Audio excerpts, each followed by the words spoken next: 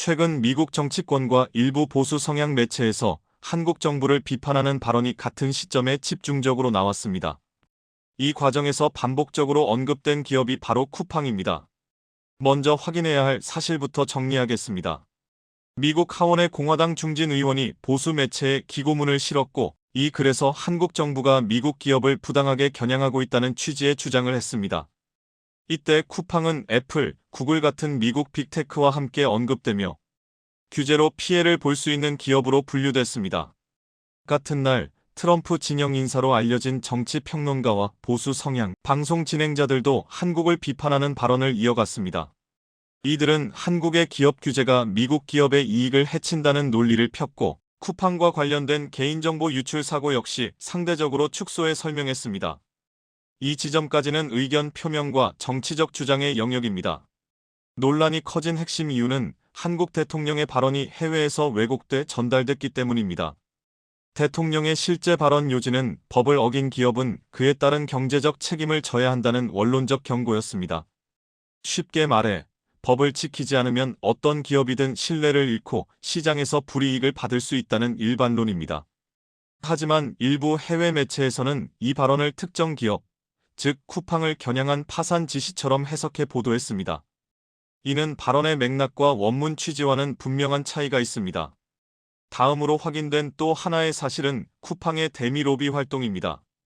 쿠팡은 미국 워싱턴 DC에 사무실을 두고 있으며 이를 글로벌 업무 거점으로 공식 소개하고 있습니다.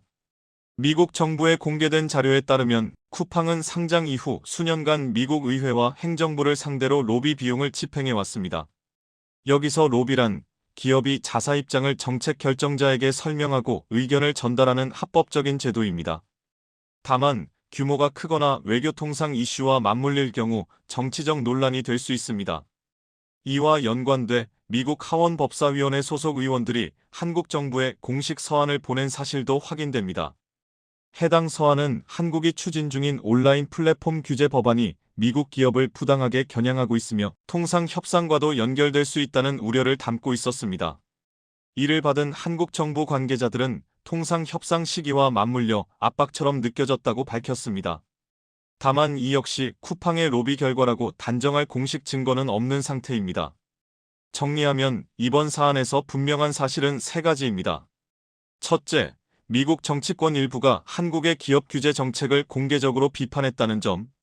둘째, 한국 대통령의 발언이 해외에서 과장되거나 왜곡돼 전달됐다는 점. 셋째, 쿠팡이 미국에서 상당한 규모의 합법적 로비 활동을 해왔다는 점입니다. 반대로 아직 확인되지 않은 부분도 분명히 구분해야 합니다.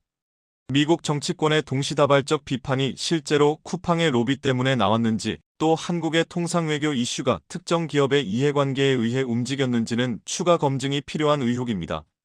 이번 논란은 한 기업의 문제가 아니라 기업 활동, 국가 규제, 그리고 국제 정치가 얽힐 때 사실과 해석, 그리고 왜곡이 어떻게 섞일 수 있는지를 보여주는 사례라고 볼 수 있습니다. 그래서 지금 필요한 것은 감정적인 판단이 아니라 확인된 사실과 아직 입증되지 않은 주장들을 분리해서 바라보는 냉정한 시각입니다. 경제를 부탁해.